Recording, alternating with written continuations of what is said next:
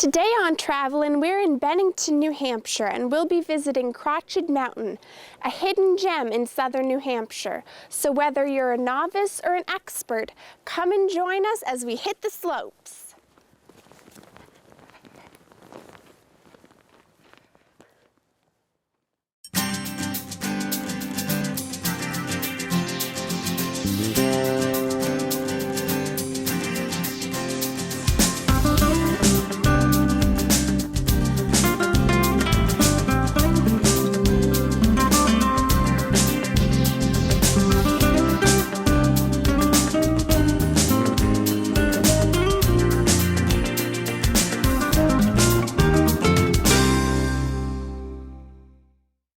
I'm here with Tim Smith, Mountain Manager. Welcome to the show. Thank you. Begin by telling us a little bit about yourself and how you became involved in the ski mountain business. I've been in the ski area management business all my life. I've been ski patrol since I was 12 years old. I went to college for ski area business management in Gogebic Community College. Did an internship for Beaver Creek, Colorado. Then went to Northern Michigan University, got a bachelor's degree in ski area business management. And then I went on to start up 2 small ski areas in the Midwest and off and on with Beaver Creek, Colorado, until I found out about this position here at Crotched Mountain as the mountain manager. What is the history of Crotched Mountain? Well, Crotched Mountain was a resort actually on the other side of the mountain. We're not actually on Crotched Mountain right now. We're on Onset, the old Onset Mountain ski resort. Crotched Mountain is the entire face, but the ski resorts were 2 separate ski resorts. They got started back in, I believe, the 50s and the 60s as 2 separate ski resorts. Then in the 70s, they combined to be one, and late 70s, early 80s. And then in 89, they shut down because of financial reasons. They went under. The ski resort shut down from 1989 until 2003. In 2003, Peak Resorts came in, reestablished what used to be Onset Mountain. The old Crotched Mountain is still abandoned.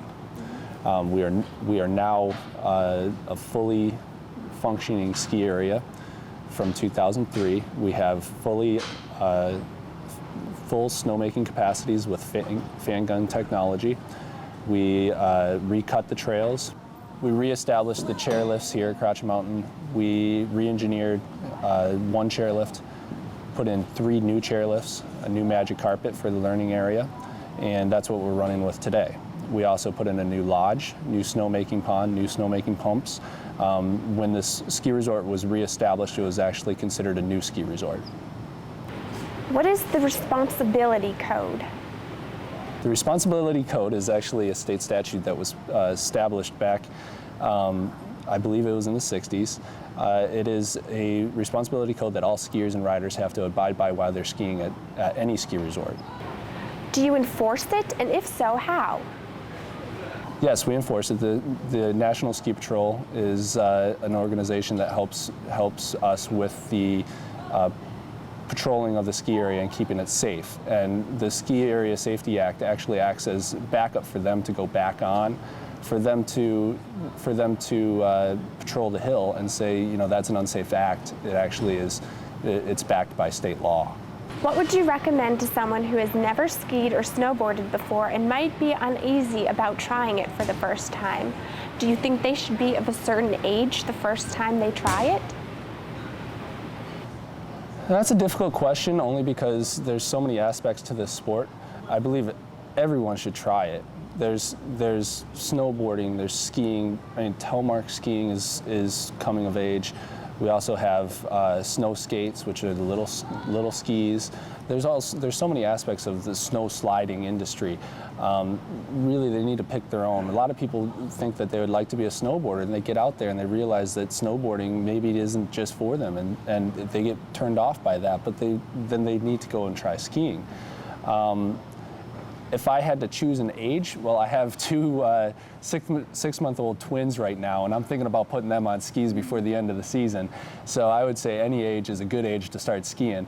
I started skiing when I was 2 years old, and I'm very proud of the fact that I can't remember learning how to ski. Other people, I know that they've had very good success with their children at 5 years old, but I've also known many people that haven't started skiing until they're 30, 40, 50 years old. So it's all about just getting out there and experiencing it for the first time and finding out if it's right for you or not.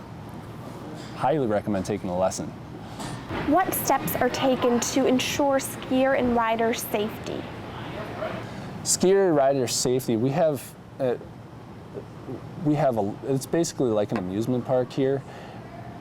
We have a lot of safety regulations that are put upon us that we have to abide by for our general public.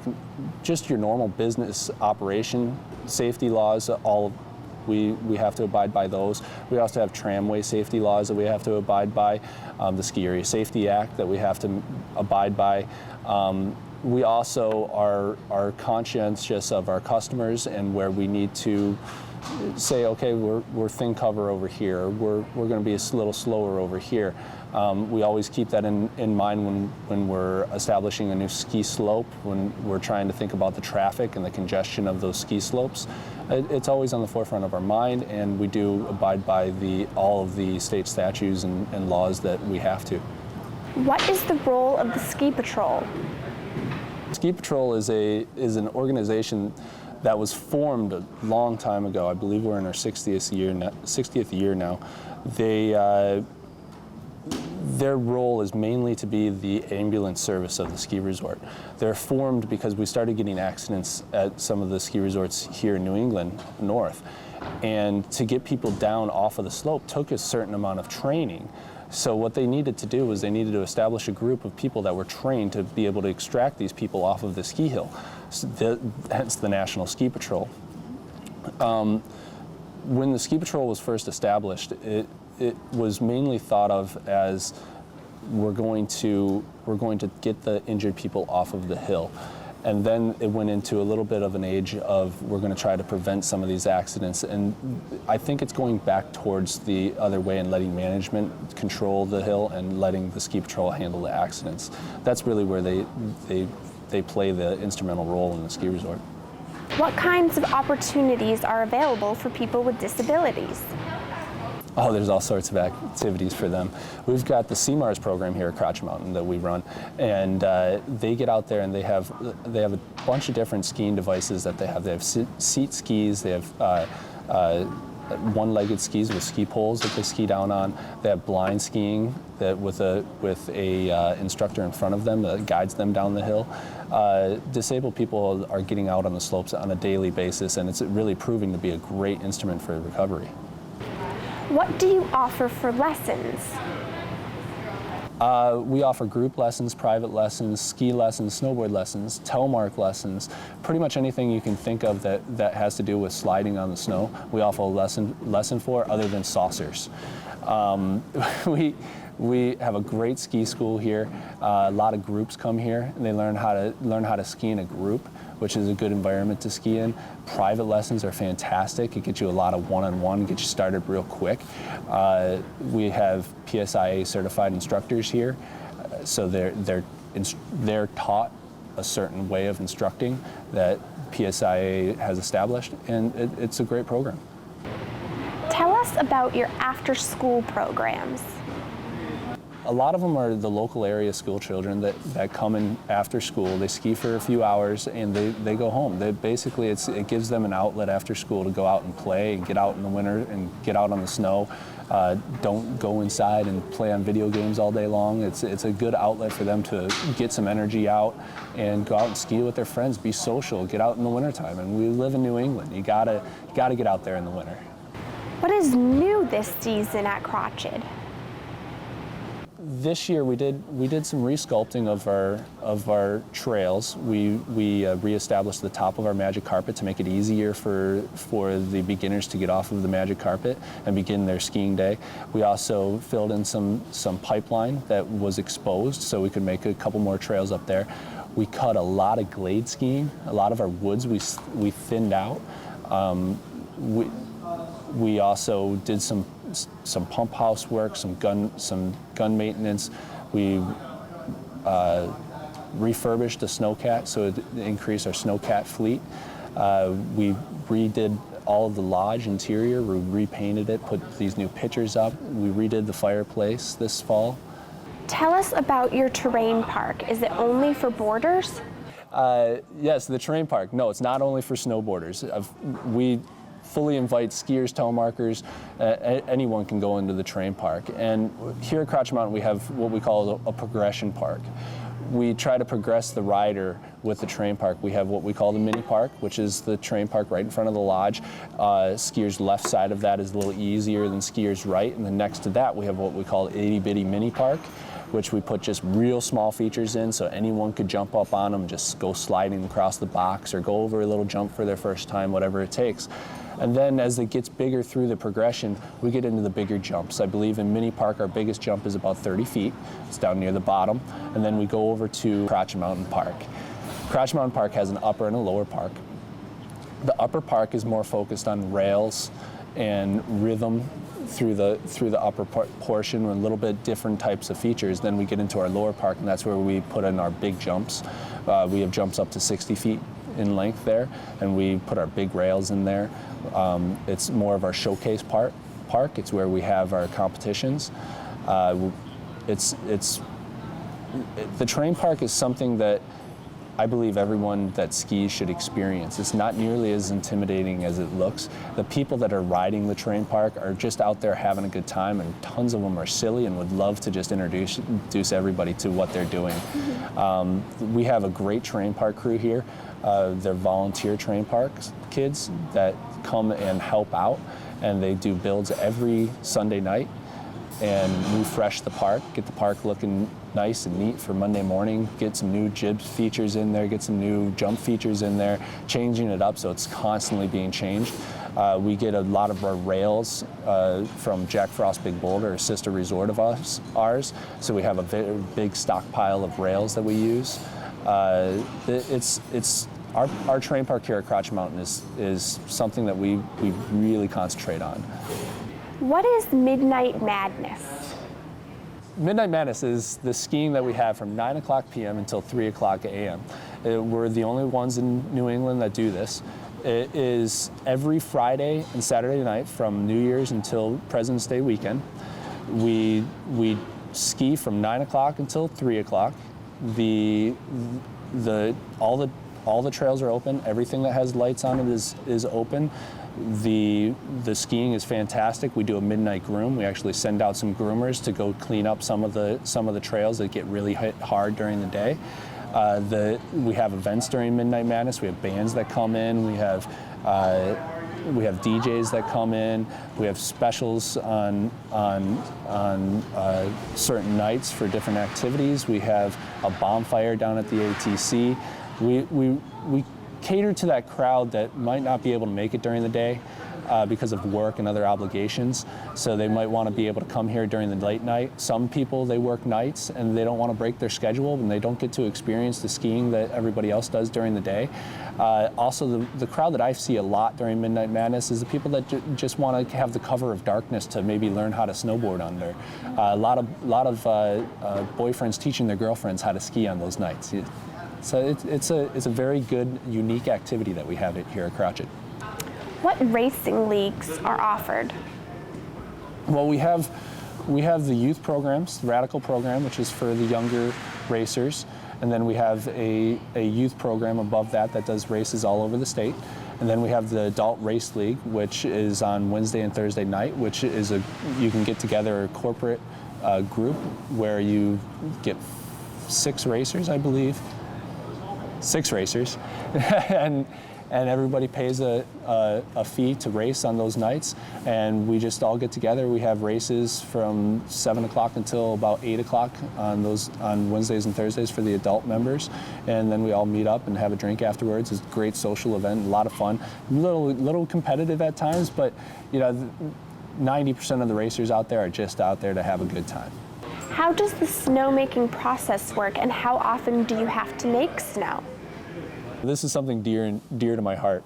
Snowmaking has been around for ages, and it started back in the 50s, and it started with air water. So basically what you were doing was you were taking highly compressed air and water, sticking them together, and you blow them hard enough and they make snow. They figured that out a long time ago. Well, what's happened nowadays is that air is very expensive to pump around the mountain. So what we've done is we've adapted to the times, and we do what's called fan gun technology. Instead of having an air hose, we actually have a little compressor on the gun, and we have a giant fan that propels the ice particle through the air, turning it into snow. Basically what happens in that process is we have what's called a nucleant, which is what the snow particle forms around. Then the water forms around the nucleant, and as it's falling, it creates an ice sheen all the way around that. There's a little bit of air in there, a little bit to make it fluffy, so your snow particle, when it lands, it's actually not frozen. That's why if you ride in man-made snow, sometimes it feels real wet and sticky. That is uncured snow. So after the snow cures, after it all freezes, there's a little bit of air, there's some water, and it makes very nice snow. So we then push it out. That's what we groom. That's what you're actually skiing on, is in man-made snow. Here at Crotched Mountain, we believe in our fan gun technology so heavily that we've installed only fan guns. We have 101 fan guns out on our mountain. The guns are much more efficient. They propel the snow much further through the air, so that ice the ice around the nucleant is a little bit thicker when it hits the ground, and it also can throw it much further, so you don't end up with little piles, you end up with great big large piles, which helps it cure because we don't have to push it out right away, you can ski it right away.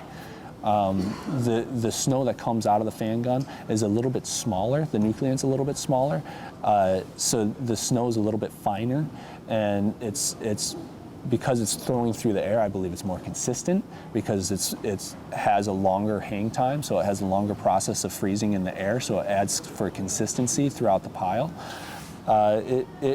It's a technology that's been around and has been mainly used in the Midwest for, I think it's the 1970s when they first started using it.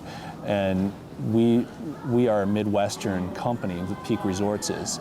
So they brought it to New England, and there's a lot of disbelief that it would work great in New England, and it has. We have fantastic snow conditions, and we blow it all the time.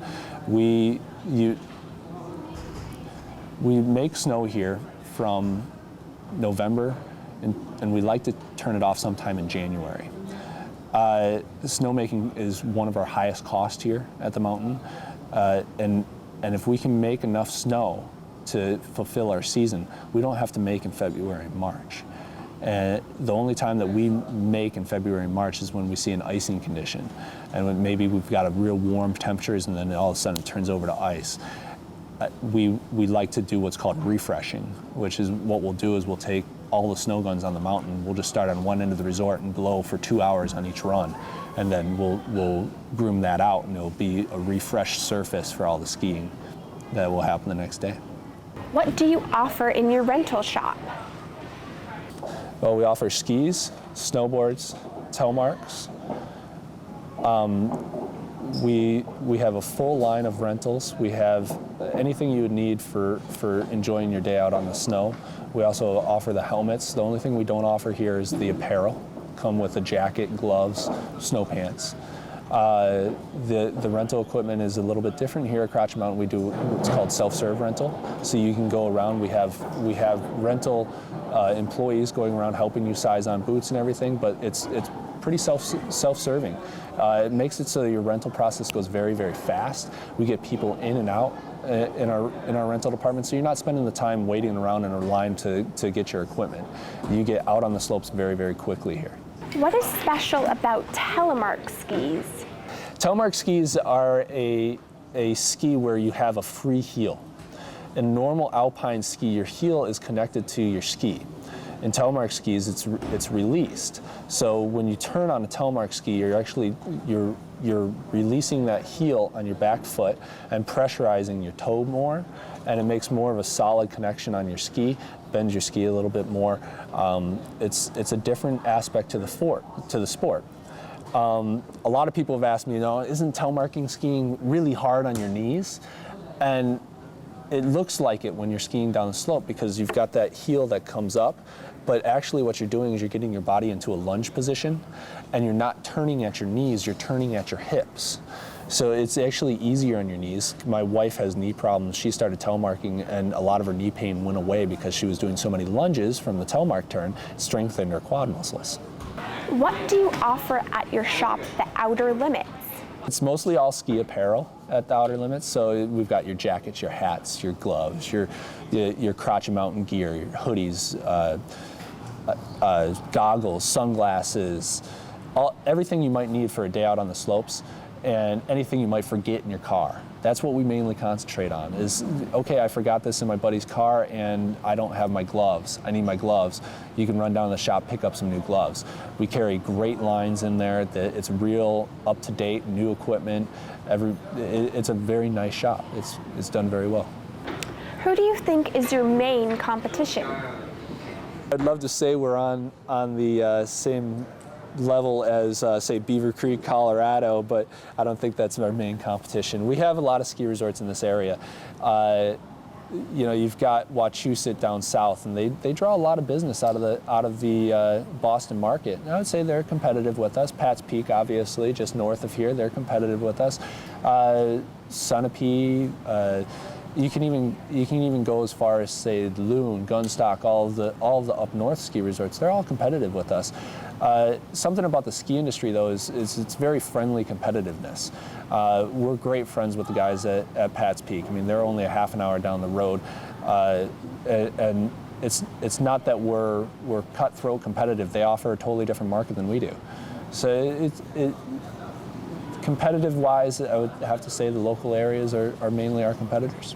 Do you offer anything in the summer months?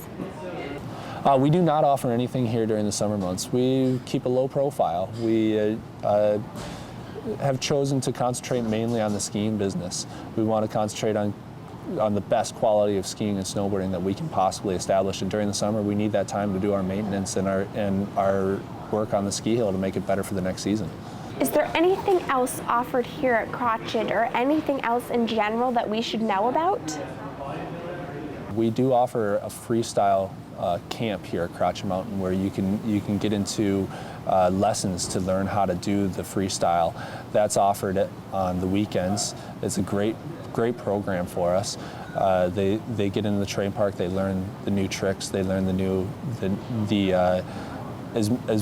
whatever level they're at, they can learn at. We have a very good teaching staff here that can teach them anything from learning how to ride a rail or how to do their first jump all the way up to doing a cork 1080, you know, whatever they want to learn.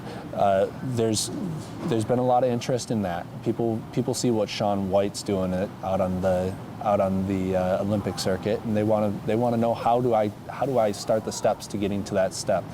And becoming coached, getting the coaching to learn how to do that is very important. The groups, obviously, we love having groups here. Get groups together. We get good prices on our group tickets, group rental, group lessons. Everybody that comes has a good time.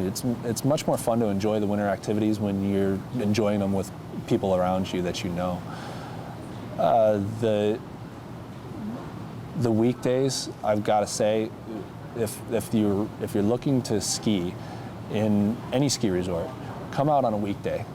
It's so enjoyable. We normally have great ski conditions here. The weekdays are less crowded. We have 0 lift lines, lots of open terrain. The weekdays are really a great time to experience the winter sports. Now, Crotched Mountain, we have some unique things going on with our lift capacity here. We have 2 quad chairlifts, 1 triple chairlift, and 1 double chairlift. Quad chairlifts offer a lot of capacity to put people up the mountain. So even during our busiest day, the 1st of January this year, we had more people than I have ever seen at this resort. We stood out on the lift line and timed them. The longest lift line we found was 4 minutes. That's pretty reasonable. We don't have the lift lines here because we have so much lift capacity that we put a lot of people up on the lift, and you constantly are moving. You're moving on the chairlift, you're moving on the slopes. We also have wider slopes here because of our fan gun technology. Our slopes need to be a little bit wider to accompany the snow guns, which gives us a little bit of a unique advantage because you can turn fast on them, you can take a wider turn, we can fit more people onto our slopes. I mentioned the glade skiing here. We have some remarkable glade skiing. We have stuff off of the top where you hike just a little ways up the mountain, and you can ski into some cleaned out glades that we have that are just fabulous. And we don't consider anything out of bounds. We consider it all skiable terrain. If you want to ski it, go ahead and ski it.